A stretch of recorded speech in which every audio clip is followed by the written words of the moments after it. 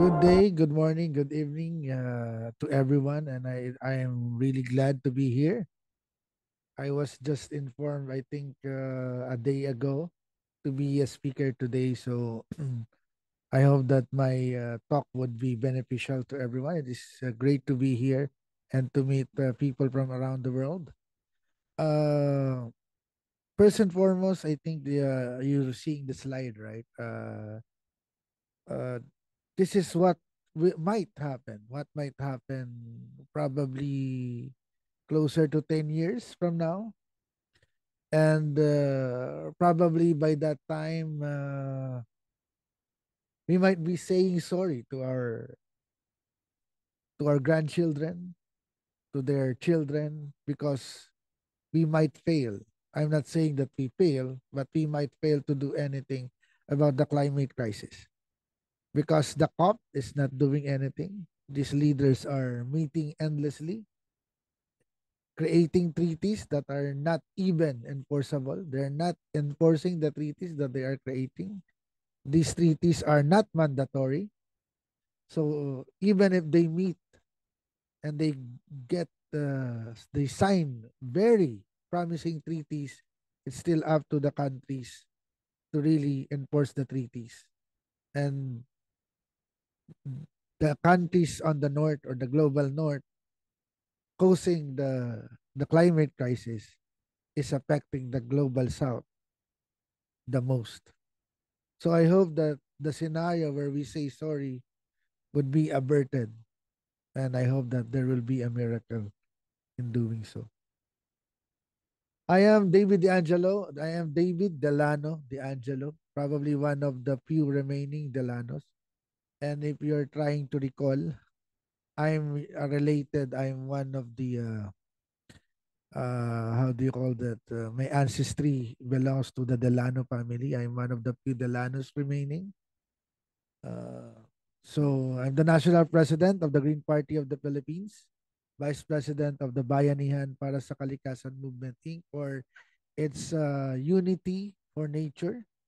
I'm also a board of trustee of Green Convergence in the Philippines.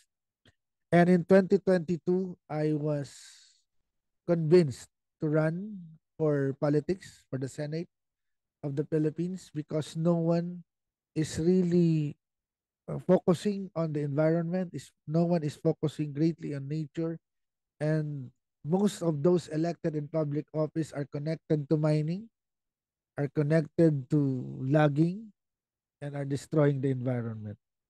I'm also part of Aksyon Kalikasan, also a member of the Rotary Club of Alabang Madrigal Business Park, focusing on a chairperson of the environmental focus. I'm also in charge of lobbying and political affairs of the Upper Marikina Watershed Coalition. The Upper Marikina Watershed is a critical watershed in the capital of the Philippines, in Metro Manila. It provides water, so we're trying to protect the watershed from people who would like to put resorts and other businesses along the watershed area by convincing the government that this area should be rehabilitated rather than be used for business. I'm also a member of the Asia Pacific Greens Federation. This is the Asia Pacific wide organization of Greens and also the Philippine representative to the Global Greens. So this organization is composed of global political parties, including the Greens of the United States, the German Greens, and other political parties around the world. So as a political candidate, this might be a lot. In 2022, I ran for the Senate. I've been an environmental advocate for almost 29 years. So I was in high school. That's the secondary school when I started advocating for the environment. And it started with the campaign of protecting our bay along the place where I grew up, and we succeeded in protecting that bay. I started with the campaign for the ozone layer. Luckily, that campaign became a success, and I think that the ozone layer is now back to where it was supposed to be. Uh, and when I ran for the Senate in 2022 in the Philippines, I have a 7-point political agenda that I want to contribute to the legislation of the country. First and foremost is the declaration of a climate emergency. Because as you know, the Philippines is one of the countries that will be most affected by the climate crisis. 30% to 40% of the country will be underwater due to the rising sea level. As you know, we are an archipelago, and much of the country is within boundaries of water.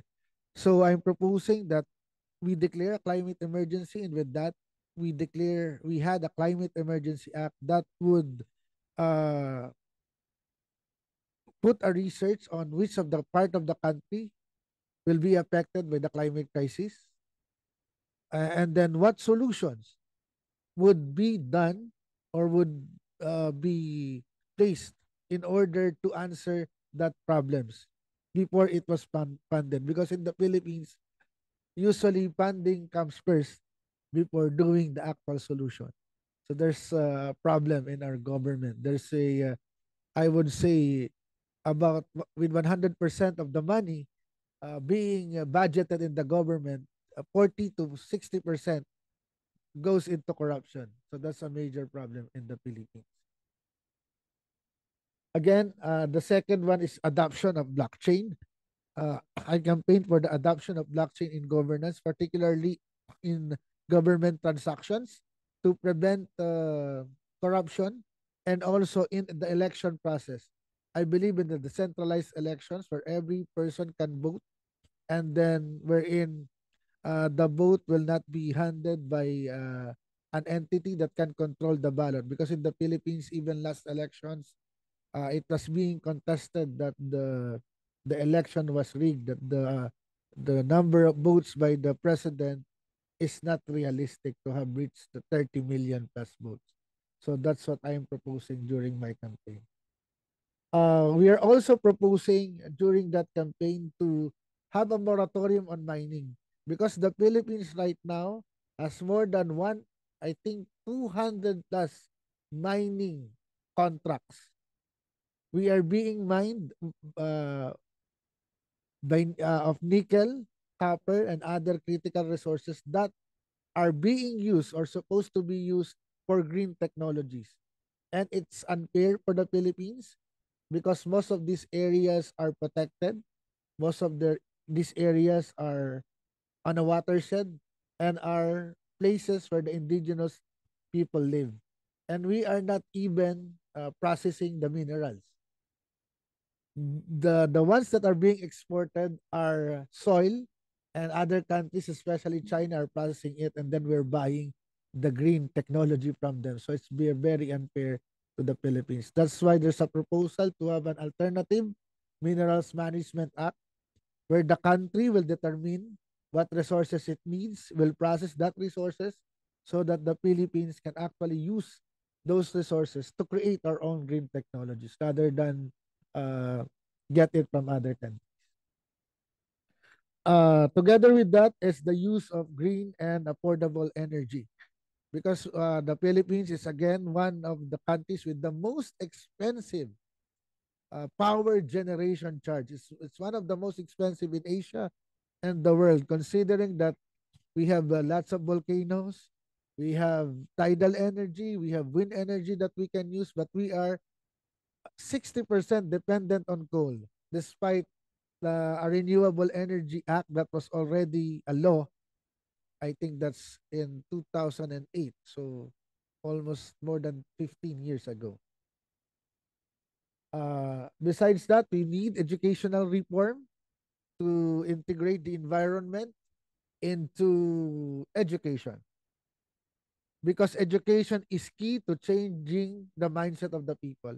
If we want to solve the climate crisis, we need paradigm shift among the people. We cannot continue with the current thinking our current economic way of thinking, our current consumption patterns, and our current lifestyle if we want to solve the climate crisis. That's why education is very important in creating a paradigm shift among the next generation. Otherwise, we will just go on repeating what we have done. Even with all the technologies, we will just be destroying nature. And it will not be good if indeed we solve the climate crisis, but nature disappeared or is uh, is not the same altogether. There's no climate crisis, but there's very few natural resources. That would not be good as well. Uh, of course, we're also pushing for organic agriculture, the use of agroecology, where you integrate the system of nature into your agriculture rather than mass production and mass exportation of agriculture, which is one of the key factors contributing to the climate crisis. So what's happening in the Philippines? So let me give you some of the good things that happening in the Philippines. So that's a sarcasm. So despite the country being in danger of climate change, of climate crisis, uh, one of the largest bay in the Philippines is being reclaimed. So this is in Metro Manila. This one, it's in Metro Manila. There's a reclamation, and flooding is already heavy in that particular area. And could you imagine if you reclaim a bay, the flooding will be immense. It will be greater because the water will be harder to go out. So there are, I think, more than 20 projects, 20 reclamation projects in that area alone, where the bay is being reclaimed and soil is being dumped on the bay. There's also tons of infrastructure. This is the Pasig River Expressway, where a huge portion of highway will be built along a very distinct waterway. So could you imagine a expressway, a highway just above a huge river that is contributing to, to cooling down the city. So this will create more heat. It will also destroy heritage along its area. So this is a highway that is paid. So it's a paid expressway, meaning it's not for mass transportation. And mass transportation is one of the biggest problem in the Philippines. This project is a new airport in the Philippines. It will be one of the biggest. And the development site is within a huge marshland in the Philippines. It's a flood catch basin. And with the development of that airport, the catch basin for floodwater in that particular place is totally gone. So when you remove the flood basin, the catch basin of floodwaters, that will go directly to homes and to communities. And they're doing this. So these are all the projects, the reclamation projects in the Manila Bay. And these reclamation projects are actually destroying all of the mangroves in that area. So mangroves is critical in maintaining a biodiversity of the water, the fish of being caught by the fishermen, and of course protecting from typhoons. And with what they're doing, they'll be destroying all of the mangroves, at least around 90 to 95% of that. Also, there's a reclamation in the Laguna Lake. This is another lake in the Philippines. This is being used to provide food, but it's also being reclaimed. Plus, there's also liquefied natural gas terminal being put in Batangas. This is an area uh, which is in the Verde Island Passage. The Verde Island Passage is known as the Amazon of the ocean. So this is one of the places in the world which has the highest marine biodiversity. But they are putting tons of liquefied natural gas terminal, which could put the Passage endangered of oil spill. There's already an oil spill, I think, this year in the Philippines, which endangered that area, and putting liquefied natural gas will further endanger the area. Mining in the Philippines is also destroying tons of many watershed, many places where indigenous people are living, and there is no responsible mining whatsoever that's happening in the Philippines. They're destroying the mountains, they're polluting the waters, and destroying the crops, and there's no effort whatsoever to rehabilitate those areas, and no one is being punished for that because there's no law that would criminalize environmental crime in the Philippines. Also, land conversion is very rampant in the Philippines, and one of the senators who's heading the climate change committee and the agriculture committee is also the owner of the real estate, the biggest real estate in the Philippines, and there are hundreds of agricultural lands converted to real estate. So that's why the Philippines is now from the top exporter of rice. We're now the number one importer of rice because of this. And deforestation in the country is fast increasing. We only now have less than 17.8 million hectares of forest. And Palawan is, which is called as the last frontier, is being destroyed. And the government official heading that area is the one that actually owns the logging business. So some of the defenders are, so this puts to the next photo. In the Philippines is one of the most dangerous countries for environmental defenders. I think there are more than 300 people that are killed because of defending the environment. And in 2022, uh, I had a personal encounter with that. We are shot at during our campaign, helping the indigenous people. I almost died at an encounter for 15 minutes. We're being sprayed with bullets when we're helping the indigenous people in the Philippines trying to reclaim just 1% of their land.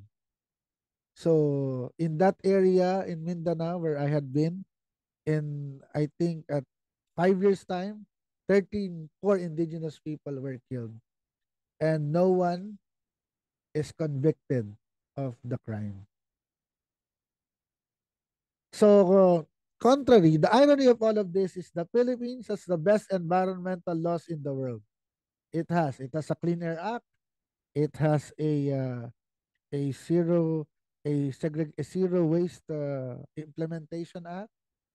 It has uh, it has the Renewable Energy Act. It has all the act to preserve nature, to protect the environment.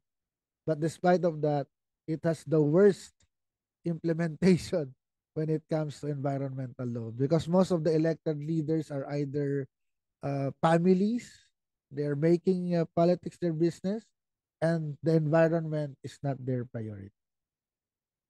So what can we do all together? So I think I do not have to preach to the choir because most of you here are I think concerned with the climate crisis. But I often say this to everyone whenever I deliver a talk, that first and foremost, we should take personal action. We should do something about it on a personal level. It starts with our family, it starts with your kids, it starts with yourself. If you cannot start it with yourself, you cannot influence other people. So start simple with your home, segregate your trash, conserve energy, change your lifestyle, change the way you live. So personal action is critical. Then after that, you share it to other people, you influence other people through what you do, through what you say, and then after that you participate in government. You elect leaders that are for the environment, that could help do something about the climate crisis. You participate in your community, you participate in organizations, you do something about it. So those are the things that we can do. So the question now is, can we and will, will we change? Will the the stubborn people of this planet, can we actually change? When I was reading the background of WSS, I was really inspired. I'm a person who's not really into AI, especially when it comes to art and writing, because I believe in the preservation of the creativity of humans, and I believe that when it comes to art, writing, and music, the person should be at the forefront rather than AI. But when I see how AI can be used to help generate solutions, to collaborate, I think that's a good one. And I think we still have hope. And I think I would like to believe, and of course I hope that others here too would like to believe that we can still change. So the first thing that we should all have is hope. Without hope, we cannot proceed, right? Let's hope that things can still be better. Let's hope that individual and collective action of ordinary citizens can prevent the climate disaster that is about to happen, because it's already happening. 1.5 has already been breached. So whatever 1.5 they are saying to prevent is no longer preventable. It has already happened. It has already been breached. The crisis is happening right now. So let's believe that no matter the danger and risks that are coming, we can still solve the climate crisis. But having hope is not enough. It will really not be enough. Because with that, we need to have courage to face what's happening. And this will happen. The effects of the climate crisis will be happening. We will be experiencing floods. We will be experiencing extreme weather. We will be experiencing climate migration. And we need to have courage to prepare and face the new reality that we will be having. When the Project Phoenix happens, I'm sure that the crisis will be happening already. We will be facing tremendous dangers due to the climate crisis, and we need to survive, to adapt. We need to adapt. We need to mitigate the crisis, and with all of that, we need to realize that our economic situation should also be changed. And I would like to leave with you with this quote from David Attenborough, because I'm very inspired with this person who said that the human being, we humans, are actually the virus of this planet. We are the only creature of this planet who's not connected to nature. We are destroying nature. We're not contributing to it.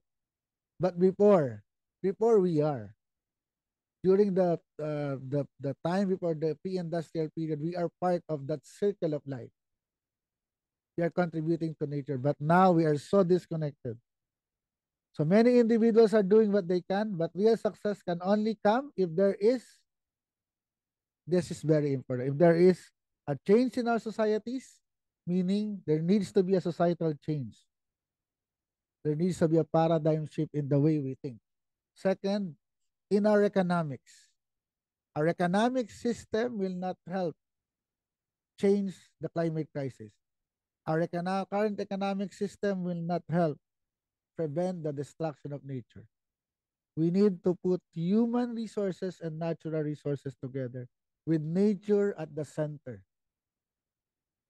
Because I believe that the rights of nature concept, nature as the center of everything, instead of us humans being at the top of creation, the anthropocentric view, that we need to be part of nature in order for us to really understand that what we do affects other creature, affects the entire planet. And the last, there should be a change in our politics, a change on how we elect leaders, a change on our leaders on how they determine the policies and how they serve the people. So with these three changes, in effect, that will be the time that we'll be able to reconnect humanity with nature. And with that, I think that's the way that concludes my talk. So if you want to connect with me, you can visit the greenparty.ph or theangelodavid.com. You can also connect to me on Facebook and Twitter. So I hope I made sense with what I share. with you tonight. It's